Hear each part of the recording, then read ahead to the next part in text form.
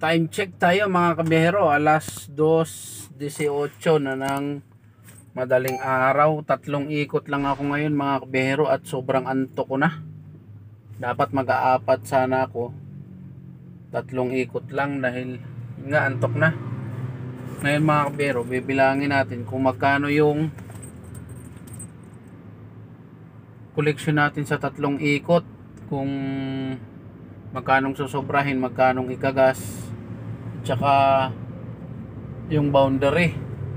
So bilangin natin to mga kabiyahero, no? 1 2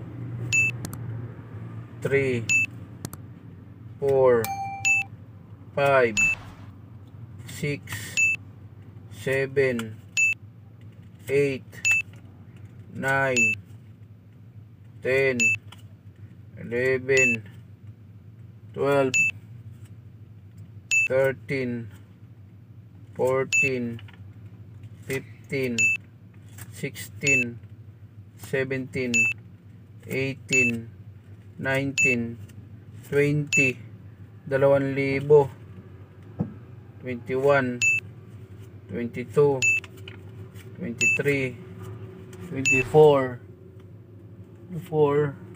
25 25 26 27 28 mga kabihero, yung 3 ikot natin. Ibabawas natin dito yung diesel at saka yung boundary. Diesel muna, 1 2 3 4 5 6 7 700 kasi yung boundary ko nito mga kabihero sa magdamag. Tapos ang diesel nito sa 3 ikot, tansya ko naman nito mga kabihero, mga 1,000. 1 2 3 4 5 6 7 8 9 10. Yan, panggasto mga kabihero. Dito ako ngayon sa may gasolinahan. Papagas muna ako bago umuwi. So ito na yung tira mga kabihero. So bibilangin natin kung magkano yung kinita natin sa 3 ikot lang. 1 2 3 4 5 6 7 8 9 10. O may 1,1 tayong sinobra mga kabihero.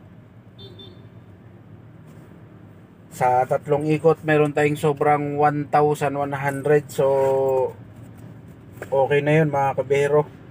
3 ikot lang yung nagawa ko talaga ngayon mga kabihero. At sobrang antok ko talaga. Mas magandang ipahinga na lang kaysa mamaya tuloy-tuloy, mamaya maka disgrasya naman tayo pagka tinuloy-tuloy natin. So okay lang yan, bawi na lang ulit bukas. Kaya 3 ikot lang yung nagawa natin. So good morning, alas 2 na ng madaling araw, magto 2:30 na. Panggabi ang biyahe natin mga kabihero, dahil mas okay ang gabi dahil walang traffic. Tapos wala ganong mga nanguhuli sa umaga kasi mga kabihero. Dito sa Commonwealth area napakarami talagang nanguhuli mga kabihero. LTO, MMDA, lahat. Kaya mas gusto ko talaga yung panggabi. Kaya lang ang kalaban mo lang talaga mga kabihero ay puyat. Pero sa umaga dapat matulog. Tulog ka dapat. So hanggang dito na lang yung vlog natin mga kabihero. Pinakita ko lang sa inyo yung naging collection ko sa 3 ikot. So ayun na nga. So hanggang dito na lang mga kabihero. See you next vlog.